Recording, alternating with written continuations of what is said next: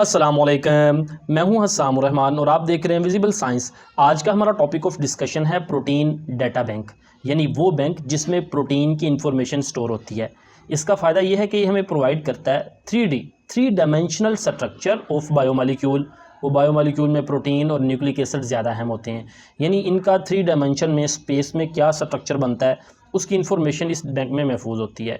फ़ायदा ये है important to study structure, protein का स्ट्रक्चर स्टडी करते हैं, अंडरस्टैंड फंक्शन उसका प्रोटीन का फंक्शन, और design drug that target specific protein structure. और उस प्रोटीन का स्ट्रक्चर और फंक्शन समझ के ना हम उसके मुताबिक एक ऐसी ड्रग डिज़ाइन करते हैं जो उस प्रोटीन पे काम करती है।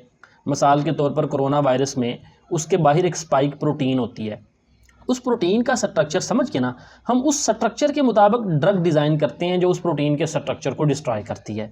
तो ये प्रोटीन के डाटा बैंक का फ़ायदा है। इनसेम्बल, ये दरअसल इनसेम्बल का मतलब होता है मजमुआ, इकट्ठा। तो ये एक किस्म का इट्स ए जीन ब्राउज़र, ये एक ब्राउज़र है, एक वेबसाइट इंफॉर्मेशन है जहाँ पे इंफॉर्मेशन इकट्ठी रखी जाती है। तो provide information on the genomic sequence, तो उस ऑनलाइन हमारे पास जीनोमिक सीक्वेंस, जीन्स के जो न्यूक्लियोटाइड, जीन के ऊपर जो सीक्वेंस होता है न्यूक्लियोटाइड्स का वो स्टोर होता है। जीन मॉडल्स, मुख्तलिफ जीन मॉडल पड़े होते हैं मुख्तलिफ जानदारों के। कंपैरेटिव जीनोमिक्स, मुख्तलिफ जानदारों के जीन को कंपेयर करके जो इन्फॉर्मेशन हासिल होती है वो भी हमारे पास पड़ी होती है ऑनलाइन। फॉर वेरियस स्पीशीज़, मुख्तलिफ स्पीशीज़ की। फ़ायदा क्या है? Helps to assess and visualise, यानी हम असेस कर सकते हैं, देख सकते हैं जीनोमिक डाटा को। Supporting studies in the genomics, इसका फ़ायदा ये होता है कि हम जीनोमिक्स यानी जीन्स की जो ब्रांच है उसमें स्टडी में आसानी होती है। एवोल्यूशनरी बायोलॉजी, यानी मुख्तलिफ जानदारों के जीन्स का मुताला आसान हो जाता है।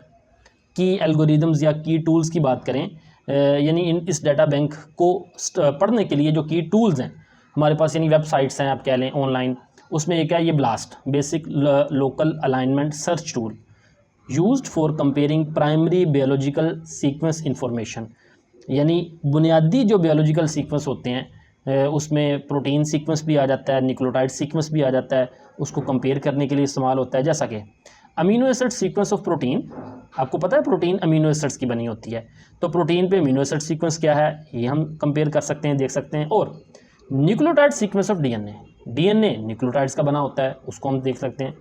हेल्प्स टू आइडेंटिफाई, फ़ायदा ये होता है कि होमोलोगस सीक्वेंस, होमोलोगस सीक्वेंस कहते हैं दो मुख्तलिफ स्पीशीज़ में सेम न्यूक्लियोटाइड यानी सेम जीन का जो सीक्वेंस होता है ना वो होमोलोगस सीक्वेंस होता है, तो उसको हम आइडेंटिफाई कर लेते हैं।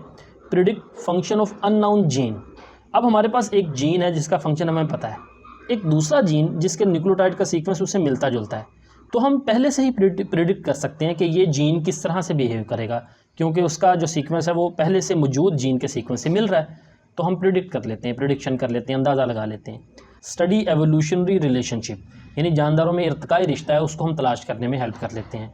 एवोल्यूशन ये सिर्फ बायोलॉजी में पढ़ाया जाता है, एवोल्यूशन कभी भी नहीं हुई, उसका एक भी वाज़ेह सबूत मौजूद नहीं है। इसके लिए मैं आपको एक डॉक्यूमेंट्री लिंक डिस्क्रिप्शन में दे देता हूँ, वो ज़रूर देखिएगा बतौर बायोलॉजी स्टूडेंट।